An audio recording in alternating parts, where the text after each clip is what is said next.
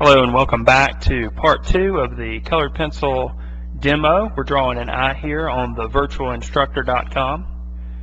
I have taken a white and I've colored outside of the eye, and now I'm going to go back and make the skin tones a little bit more realistic. There's a saying that I like to use, red, yellow, brown, and white. That's how you make your skin tone right. So starting with a white, because this is going to be a light skin tone. Now I'm going back with a red, and I'm letting that red mix a little bit with the white on the surface of the paper. I'm trying also to go in a different direction than the direction I used for the white. I used the white to go in a diagonal direction. Now I'm trying to go in an opposite direction with the red, and then I'll take the white and spread that out a little bit further so that you can see a little bit more of the eye. I'm also going to let that white mix with the red a little bit so it's a little bit more natural looking.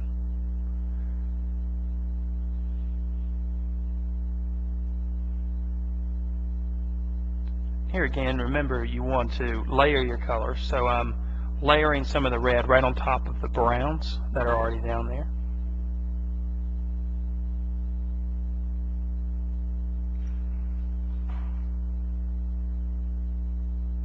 Now I'm going to take some yellow and go back over the top of that red and let it mix with the white that's down there as well. So yellow is one of the colors in our skin tones, and you can really make any skin tone in the world by mixing red, yellow, brown, and white together.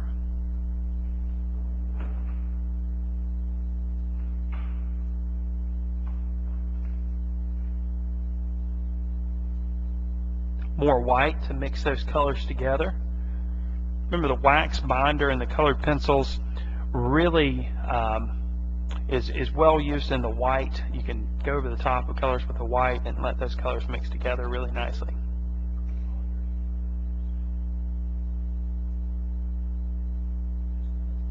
Now I'm going to take some of the dark brown and go back over my lines a little bit and really use some of that brown to make a little bit of a shadowed area in the corner of the eye. Your eye sits inside of a space called the orbital lobe on your head, or in your head rather, and you want to create some of that shadow around the eye, so that brown's going to help us do that. Remember, brown is one of the colors we use to make a skin tone. Red, yellow, brown, and white.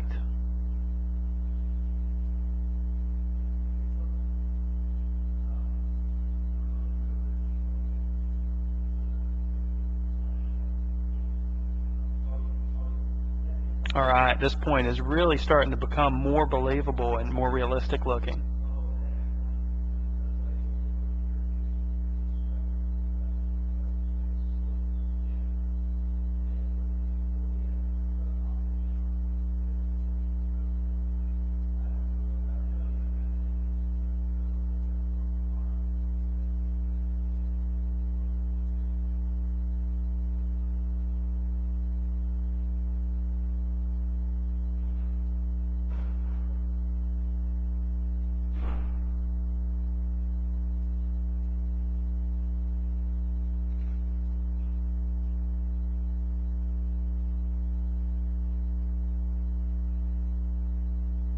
Really would encourage you to make sure that you try your best to mix the colors as you go.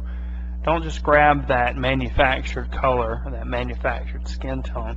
It's okay to use those colors, but make sure you use them in conjunction with the other colors that are going to make your image feel more realistic. More browns, more reds, more yellows, and more whites on top of your manufactured skin tone.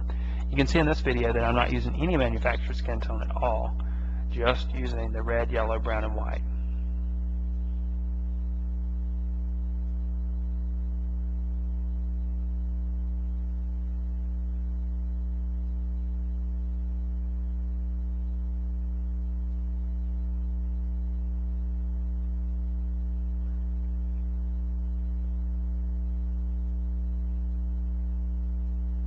Alright, at this point, I'm ready to start thinking about the eyelashes, and eyelashes are a place that people tend to mess up a little bit. So what I'm going to do is I'm going to make little check marks that come out from the bottom part of the top of the eyelid. They become more vertical the closer you come to the center, and kind of go in the opposite direction when you get on the left side of the eye.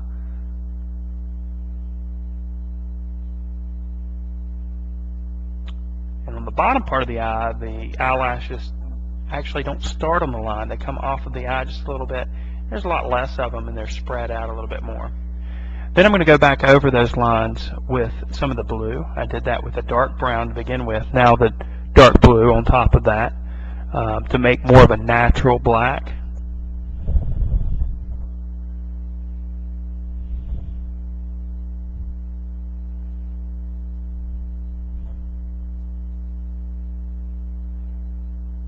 Really trying to make sure that I create a full range of value. Remember, value is one of the 7 elements of art. It's the darkness or lightness of a color. So I'm trying to create all different values of the colors that I use so that my eye looks believable. Value is actually how we see things. We actually don't see things because of color. We see things because of the darkness or lightness associated with the objects that we see.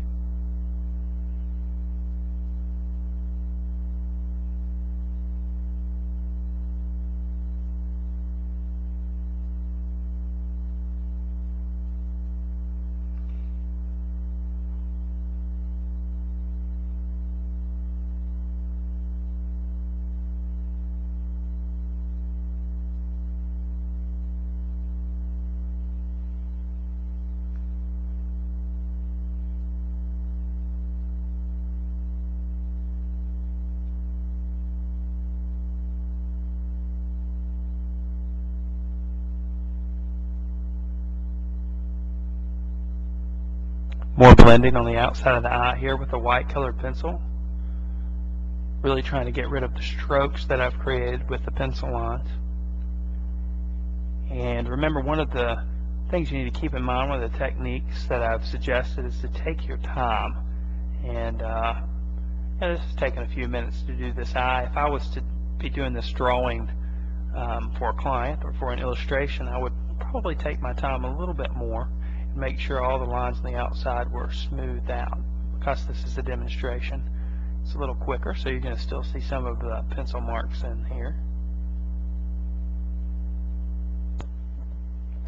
And here we have our finished eye. I hope you enjoyed this video.